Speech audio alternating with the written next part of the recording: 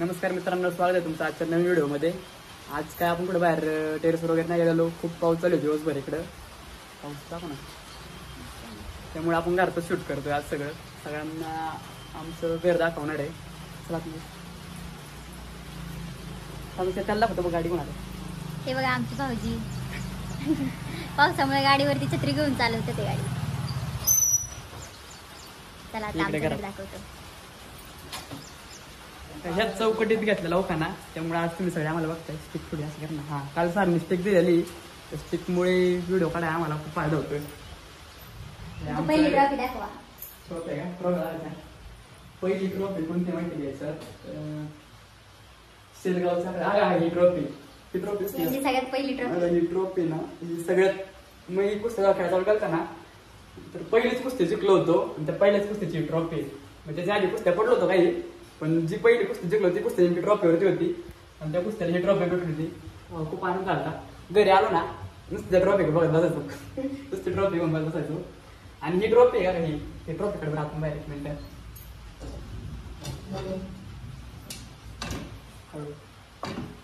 त्या ट्रॉफीची ना एक म्हणजे स्पेशल कसं म्हणतो आपण नाही का, ह्या आखाड्याला जायचं नव्हतं. घरी वावरात काम चालू होतं नाही का मामाच्याकडे. आणि बाबांनी ना वांगी तोडली होती वावरात. वांगी ट्रॉफी तुटलेली आहे का पुढे जातो. त्याला 4 हे होते. ती वांगी विकायला मला बाबांनी पाठवलं होतं.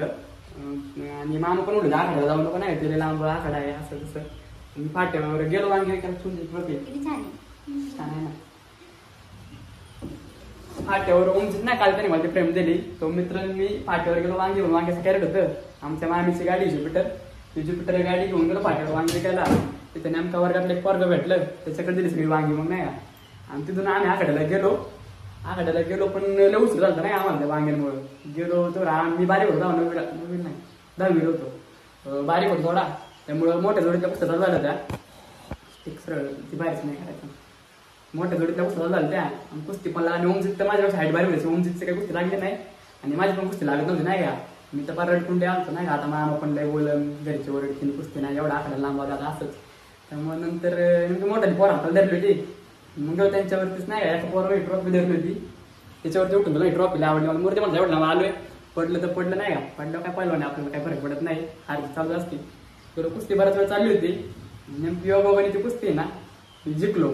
आणि ते तालमीत पाहिलं त्यांना माहित असेल निकाल डाव मारायची माझी खासियत होती. निकाल डावावरती ती कुस्ती मारली होती. निकाल ना एवढा हाईटला उचलला होता ना, म्हणजे माझे पण डोक्याच्या वर उचलला होता. आणि तिथून नाही टाकलं ते त्या पोराचं डोकं फुटलं होतं माझं. म्हणजे मी पण खूप घाबरत होतो. बाहेर होता त्याला पाणी वगैरे दिलं. मला भीती वाटली नाही का लोक आता मला बोलतील येते. पण तेव्हा मी बाहेर होतो, मला एवढं समज नव्हता. पण कुणीच काय म्हणलं नाही. त्या कुस्तीची गदा झाल्यानंतर शेवट थोडं मोठं झालं ना कुस्ती गाड्यात थोडं मोठं जोड लागतो. तेव्हा 2-3 गदा भेटल्या होत्या. आणि ही ट्रॉफी ना ते आता शेवटला भेटलेली कोणत्या कुस्तीची नाही. माझ्या मामाच्या गावातला चांगला पण होतो ना, त्यामुळे त्यांच्या आखाड्यात सत्कार करण्यात आला होता.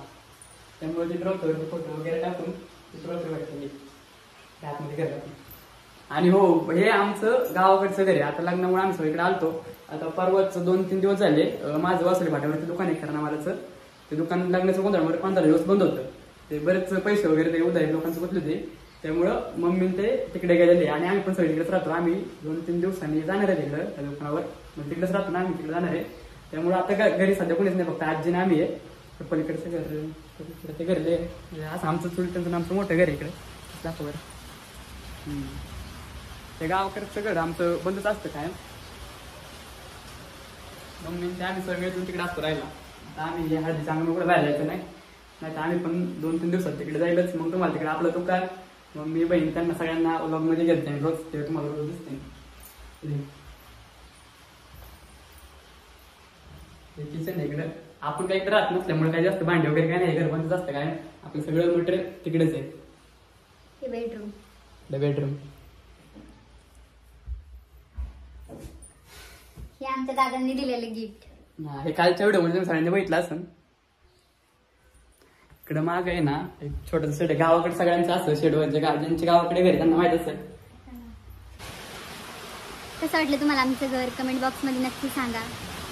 आम्ही शूट करता करता लाईट गेली त्यामुळे बाहेरून बसले. पावसाचा आवाज असेल आणि चार्जिंगचा बल लावलाय तरी त्याचा पण फोकस पडत नाही. आत बोलायला काही सुधरतच नाही. बाहेरून बसले. आमच्या व्हिडिओला ना काहीच प्रोफेशनल एडिटिंग नसते, थंबनेल वगैरे काय एवढं प्रॉपर नसते, तरी पण तुम्ही सगळ्या लोकांनी आम्हाला ॲक्सेप्ट केलं आहे. तुमचं खरंच मानावं तेवढे आभार कमी. फक्त 4 दिवसात आहे ना आपलं यूट्यूबचं पूर्ण टार्गेट कंप्लीट होऊन पण 30,000 प्लस मला वाटतं आता काहीतरी 33,000-34,000 सबस्क्रायबर आहे आणि वॉच टाईम पण आपला कंप्लीट झालेला आहे. तुमचे खरंच मानावं तेवढे आभार कमी आहे.